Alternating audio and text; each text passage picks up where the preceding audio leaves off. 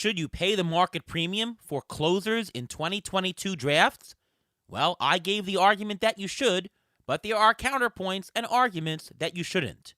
Reuven gives his rebuttal next on Beat the Shift.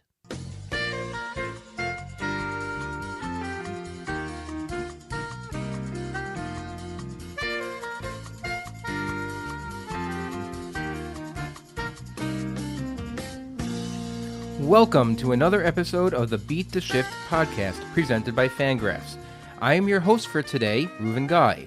Today, we have a special midweek solo podcast. During the course of this coming season, both me and Ariel will be coming out with a few midweek episodes that will touch on certain topics that both Ariel and I feel the need to make counterpoints on. My typical mini podcast will normally be discussing injuries, but due to the lockout and lack of injury news, I decided to give a counterpoint on Ariel's discussion on the closer market this year, as we don't exactly see eye to eye on this topic. If you're following the current ADP and drafting of closers this year, you will notice how early closers are going. The top ones are going in the second round and the third round, as opposed to other years that they have gone in the fourth, fifth, sixth, and even seventh rounds. As Ariel pointed out, there is a small supply of what we call safe closers with jobs and dependable closers. This small supply of this group of closers, coupled with the high demand of closers and the shrinking market due to bullpens by committees, the price of closers has been pushed up. Ariel advocated for taking one safe closer at this high of a level, at the third or second round. When I heard this, I called him up and said he was crazy and started to debate with him about this idea taking at least one safe closer as early as the second or third round. Typically, when Ariel and I draft together, we do go after a top closer. I am not against that idea.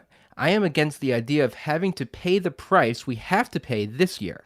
I understand that the relative price of closers is up, and that is the relative to the market. But is this the smartest way to use your draft capital? I don't think so, and I have a few reasons as to why. When I make these points, I will be discussing a typical 5x5 mixed 15-team roto league and snake draft style, not auction. The auction prices for closers have not really been set yet. Typical first round value of players in a draft is $34. Second round is $26. Third round around $23. Fourth round $20. Fifth round around $18. Taking a closer in the second or third rounds means you believe that the closer will be worth between $23 and $26. According to ATC, last year, the top closer, Liam Hendriks, made about $20, and the next two closers, Raisel Iglesias and Josh Hader, made $15. Last year, only 10 relief pitchers actually made more than $10, and two of them, Garrett Whitlock and Ranger Suarez, were both used in closer roles for only part of the time. In 2019, the top closer, Josh Hader, made $18, and both Liam Hendriks and Kirby Yates made $16. This could be a loss, quote-unquote loss, of up to $10 in their current drafting slot if you pick a closer instead of another player, even if they worked out. Which is another thing, and brings me to my next point. When drafting a safe closer, we are hoping for a relief pitcher that will give us 30-plus saves with a good ERA, good whip, and a good K rate. Let me give you some historical perspective. In 2021, 10 closers had 29 or more saves.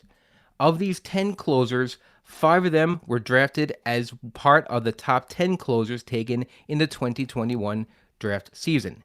In 2019, of the top 10 closers taken in that draft, 6 of them finished with 30 or more saves. In 2018, of the top 10 closers taken, only 4 of them ended up with 30 or more saves. In 2017, 6 of the top 10 closers taken that year ended with 30 or more saves. According to the current ADP, 11 closers are going through the first 6 rounds of the draft. Based on the history of the last 4 full seasons, you have about a 55% chance that that closer you take will end up with 30 or more saves. This means that the point that Ariel made about not wanting to search the waiver wire for more than one closer, has a 45% chance of you needing to take a second closer on the waiver wire anyway.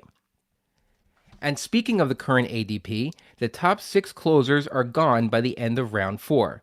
Players taken after these closers are already taken include Wander Franco, JT Realmuto, Paul Goldschmidt, Randy Arozarena, Pete Alonso, Max Fried, Kevin Gausman, Lance Lynn. You have your choice of hitters, and still there are starting pitchers as well. And speaking of starting pitchers will give you the bulk of your ERA, WHIP, Ks, and wins for the season. In a full season, who will give your team a better chance to compete for your league title? A player who can help you in 4 pitching categories, or a pitcher that can help you in 1 and maybe 2 other categories? How are we passing up on that value is so tough to understand. It is a lot harder to get a 2nd through 6th round type starter off of the waiver wire than it is to get a closer replacement off of the waiver wire. Picking up a starter off the waiver wire could hurt your ERA and WHIP a lot more than picking up a prospective closer off of the waiver wire. I think I understand why this is happening. It's very simple.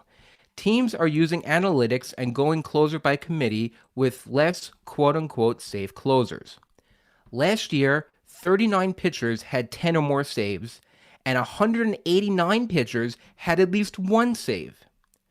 Hoping to get a safe closer is as simple as trying to get speed during the early portion of the draft, just like the past couple of years. Speed guys like Billy Hamilton and Adalberto Mondesi have been taken in high in drafts because we need stolen bases, but never this high. With the lockout, we have heard very little information coming from teams as to who will close. Also, there are many relief pitchers that still remain free agents. If we had more knowledge of who will be named closer and which teams will stick to closer by committee, I think the ADP of the quote-unquote save closers would drop, because there would be more save closers to choose from later in the draft.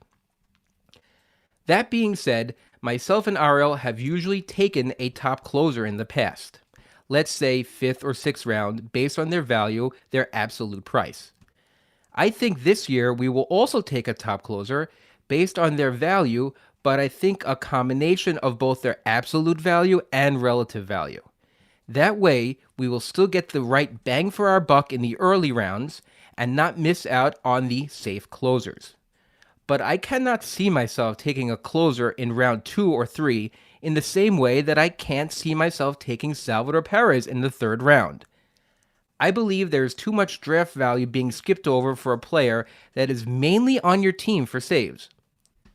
I believe that prices are inflated due to a nervous market, and this inflation could come crashing down right after the lockout is settled and we have more knowledge as to how teams will set up their bullpens.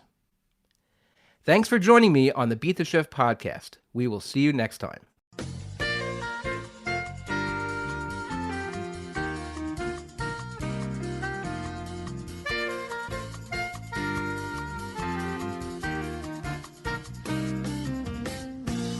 Thanks for listening to the Beat the Shift podcast presented by Fangraphs. Follow us on Twitter at beat_shift_pod.